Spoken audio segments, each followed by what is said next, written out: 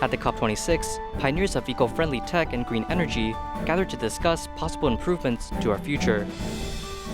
Student Hong works hard to pay his tuition, not wanting to burden his family. This year, he is awarded with the Tzu Chi New Shoot Scholarship. Welcome to DaAi Headlines, I'm Hu Chiao. Glad to have you here. As the UN Conference on Climate Change kicks off, pioneers from around the world gathered to showcase eco-friendly tech and green energy. Tzu Chi was also at the scene, setting up booths to display the organization's recycling technology. Let's take a look.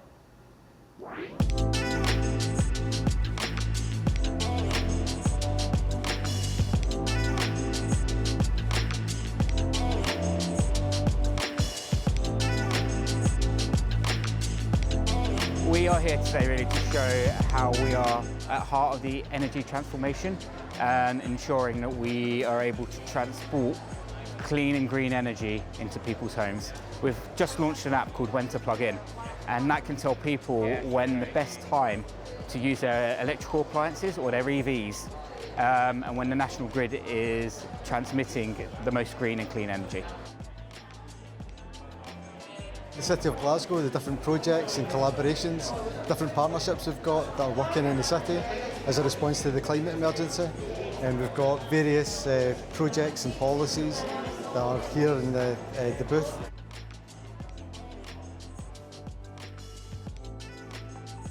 So yeah, this is a really important project for us in developing electrical technology. So you can see the batteries here, the kind of most significant part of the plane, and that's where the majority of the innovation and technology development has been around. The most advanced clean energy technology and environmental technology are presented at the Green Zone in COP26. Tzu Chi cooperated with other faith-based organizations to set up the booth to display Tzu Chi's products. I just learned kind of what I was hoping to learn, that these value systems are helping to inform the way that people say reuse and start adapting the way that they approach certain materials. So the idea of a certain amount of respect and reverence for nature instilled within a religion informs the way that they would want to repurpose plastic to make it functional. One of the things that we do is trying to recycle plastic and make it into products that could be distributed to homeless families. So it might be, like clothing or blankets. Recycle them and then turn them into either paper making or new products. 我非常高兴我们慈济的团队就是好多方的。I'm very happy that many volunteers from different parts of the world have come to support Tzu Chi at COP26. We try our best to explain to visitors what we are doing and the master's philosophy of caring for the earth. Spreading the seeds of love and promoting vegetarianism are the main goals we want to achieve. 这是我们这一次的一个就是我们的一个主要的目标。Try not to use so many plastic bottles, but if we do use, then maybe we can recycle them and turn them into something useful. And so you turn that into a pen? Yes. Oh right. This can be for you. This pen is made from recycled plastic and can also be made into tiles and stuff. And I think a lot of the practical application of these kind of technologies is in like disaster relief. So for instance, if buildings are damaged by flooding, these kind of resilient plastic blocks can be really useful in helping those communities to rebuild. A lot of organizations from all over the world are here to showcase their main idea, the latest development in the Green Zone at COP26. Tzu Chi volunteers also take this opportunity to pass on Tzu Chi's environmental mission on this most important international stage. In Indonesia, the pandemic has hit many people by surprise. Tailors who usually wait for customers would have no income during the pandemic. A tailor in Tangerang City has come up with new changes to earn a living. Let's see how she does it. This is Annie's daily life. She is busy altering the clothes of customers every day. She is diligent with quick and accurate actions. Annie, who's 44 years old, has run a tailor store in Tangerang City since 2013. Later, as her husband was laid off during pandemic, her current business became the main income source of the family. Initially, her business was stable, but in the face of the pandemic, it dropped significantly.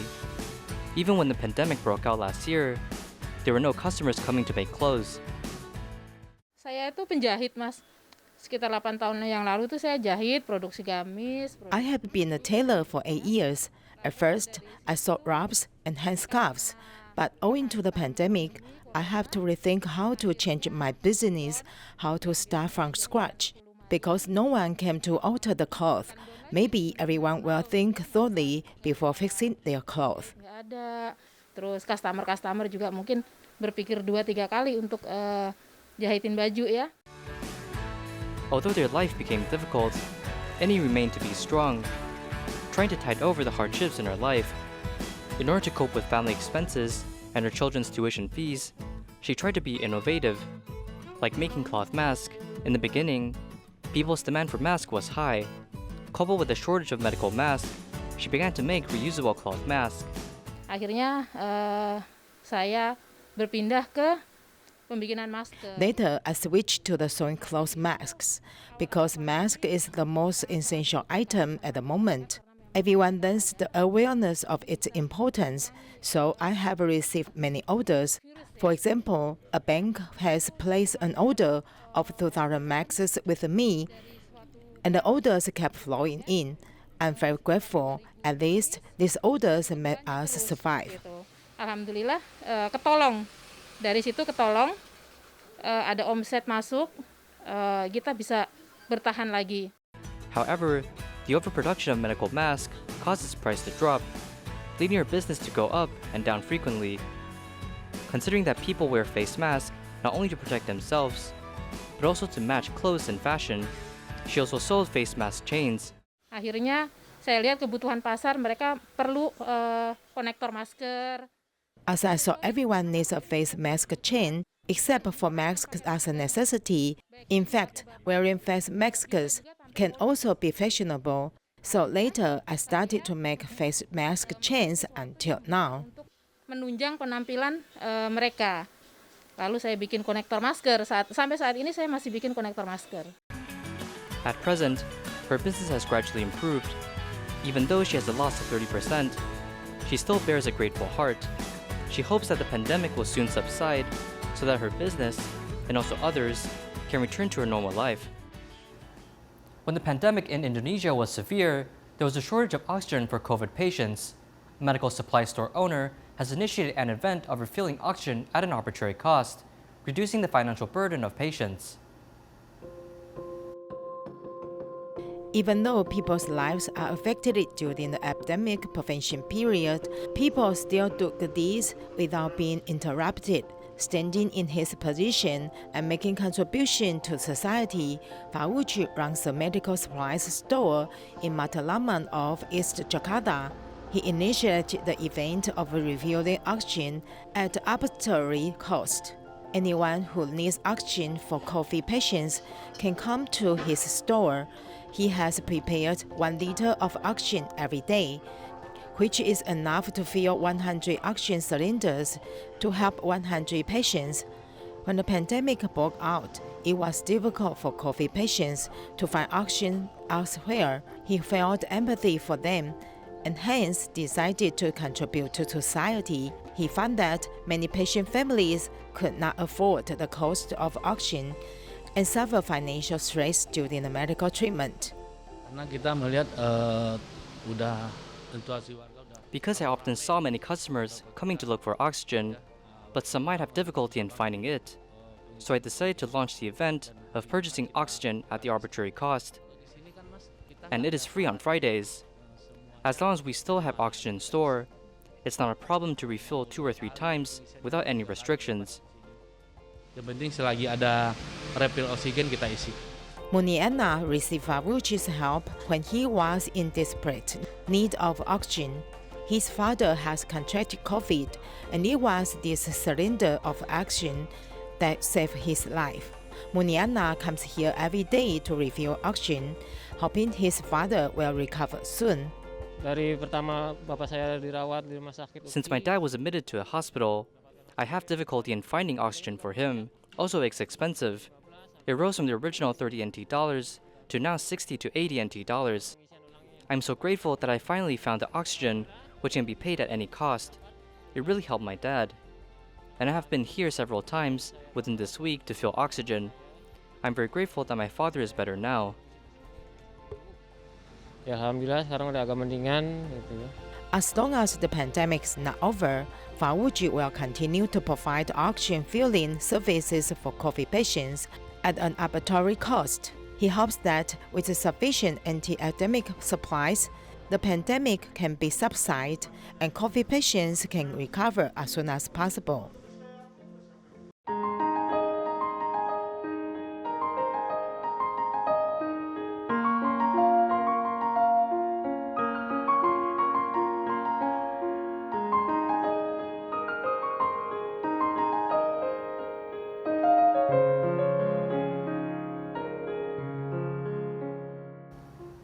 Student Hong lives in Taichung and studies at Zhanghua Jianguo Technology University.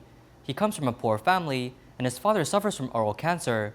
Moreover, his grandmother is a patient with lymphoma. Even if his life is difficult, he still works hard and pays his tuition through part-time work. Let's take a look at the student's story.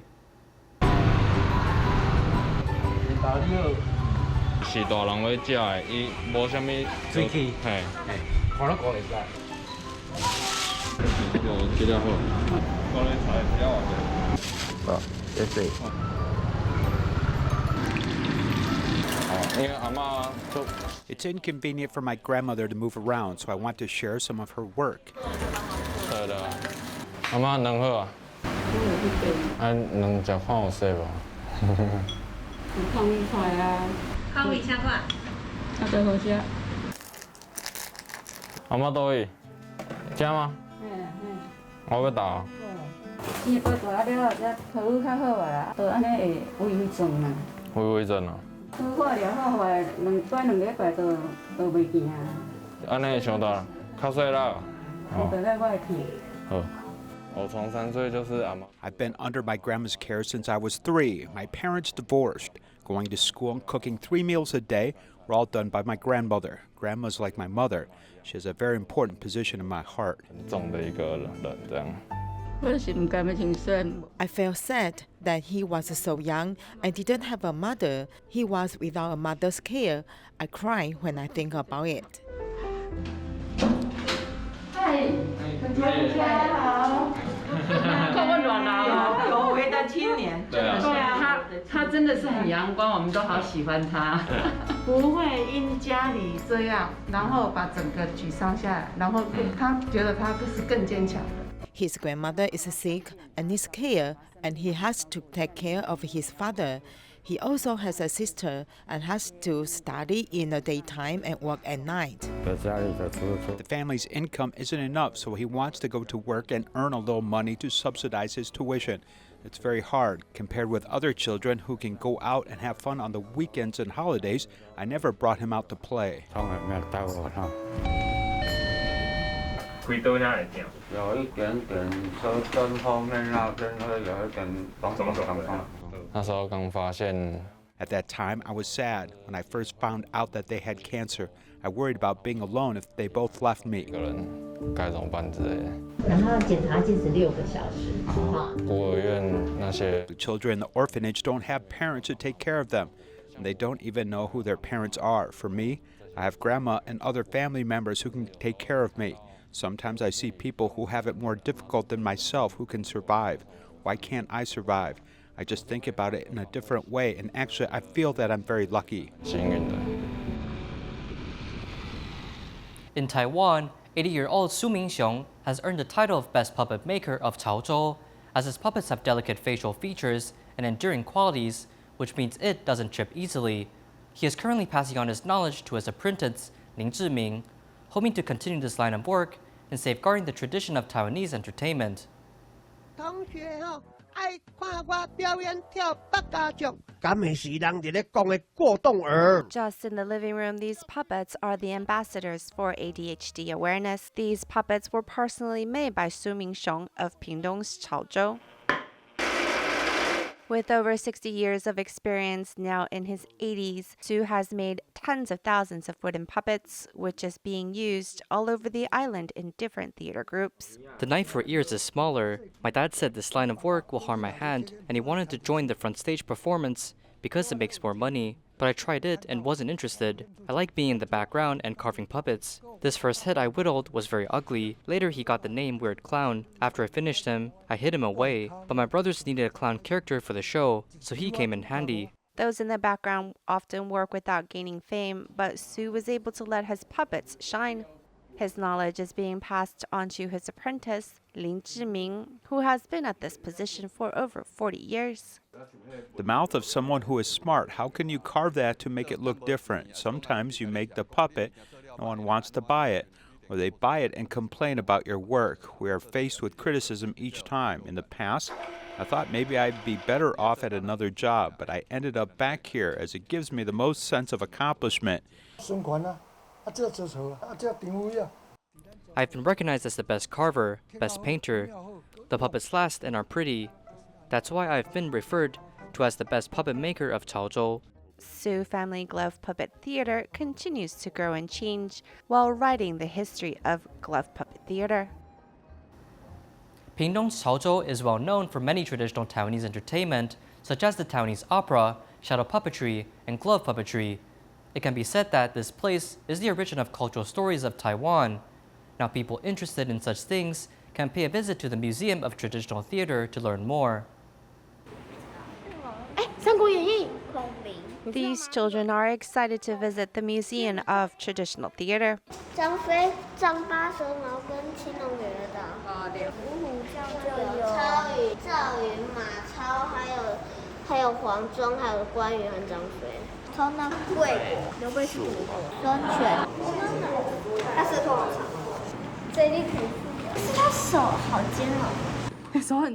The puppets and the history draw in audiences, young and old.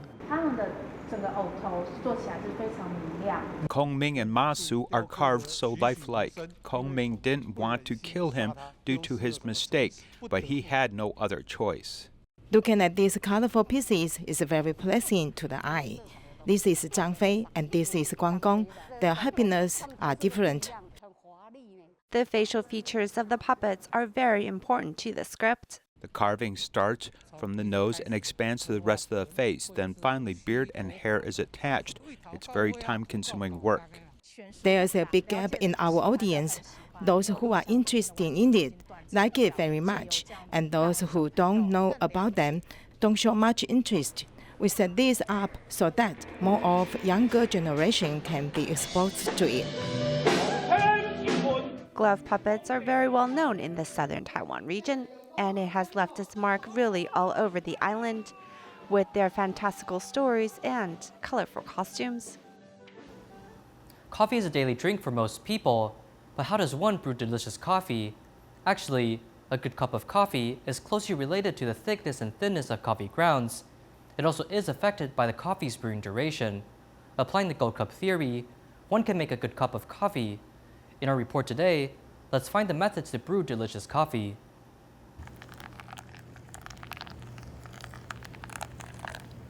In modern times, most people start their daily work routine with a cup of coffee.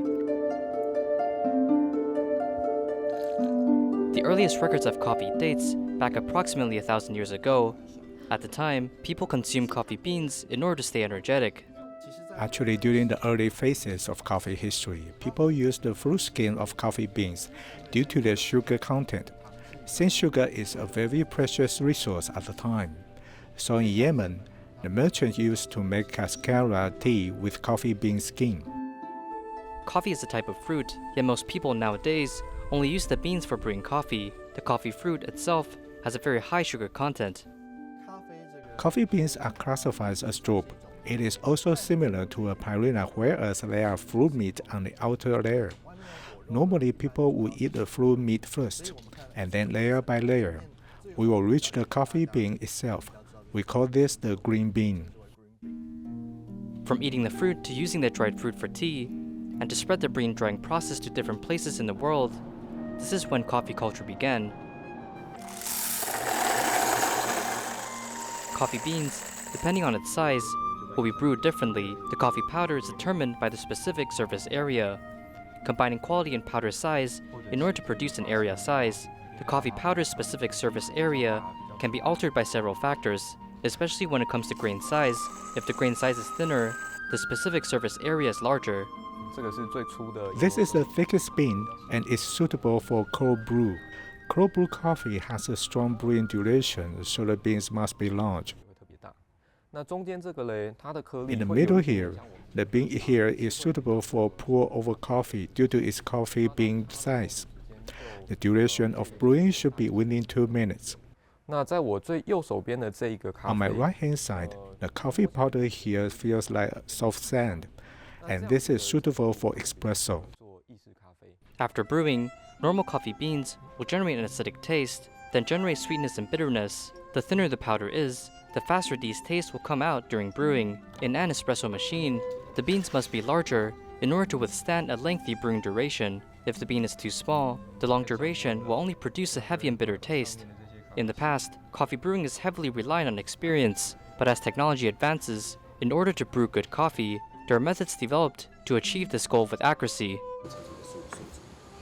1.1. Normally, Taiwanese people like the coffee concentration of 1.1 to 1.3. In the early era, the SCAA promoted the Gold Cup theorem, suggesting that good-tasting coffee should have an extraction yield of 18% to 22%, along with a concentration between 1.15% and 1.35%. If the extraction yield is too low, there will be more of an acidic taste. If the yield is at 100%, the bitterness will be extracted fully, and this will produce coffee with both heavy acidic, sweet, and bitter tastes. The suitable water temperature of brewing coffee ranges from 85 to 92 degrees Celsius. A low water temperature will brew acidic tasting coffee, and likewise, a higher temperature will produce bitter tasting coffee. Furthermore, brewing methods and size of coffee beans will also affect the caffeine's concentration level. Coffee with a longer brewing duration will have a higher caffeine content because the bean itself has more contact with water, extracting the caffeine out of the bean. The espresso machine uses about 9 bar of pressure, and this pressure extracts coffee within a short amount of time. Within a short duration, there's a higher chance of extracting caffeine. Where does caffeine come from? It actually is formed in order to combat shifting climates and environments. Because caffeine is what pests don't like, so if there are more pests in the area, the beans there will have more caffeine. In low altitudes, pests are more energetic there, so the coffee beans will have more caffeine content. In Taiwan, 600 million coffee drinks are sold on a yearly basis. With such a massive popularity and following, more coffee variety and higher quality coffee beans arrive to continue the 1,000-year tradition. At the second Good Food Festival hosted by organizations in Taiwan, this year, 4 countries are invited including India, Australia, Sweden, and Israel. Each country representative shares their experiences of how vegetarianism is promoted and produced in such ways to lower burdens on our planet. Thank you for watching. See you next time.